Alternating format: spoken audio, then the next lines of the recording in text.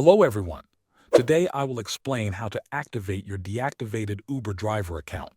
First, check your driver app. Open the app and look at the home screen. Uber usually shows a message there explaining why your account was deactivated and what your next steps are. Read this message slowly so you understand the reason. Next, use the in-app review portal. This is the main and most important way to appeal a deactivated account.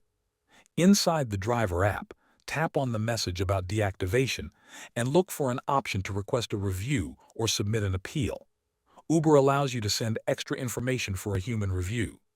You may be asked to upload documents, photos, audio, or video. Make sure everything is clear and honest. If the app does not give you a clear option or you do not get a response, the next step is to contact Uber support directly. You can call Uber support using the phone number available in the app or on the website. Explain your issue clearly to the agent.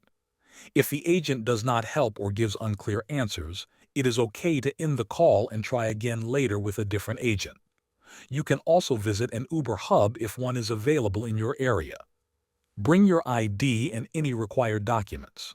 Speak calmly and ask for help with account reactivation. Many accounts are reviewed and reactivated when the correct steps are followed. Thanks for watching.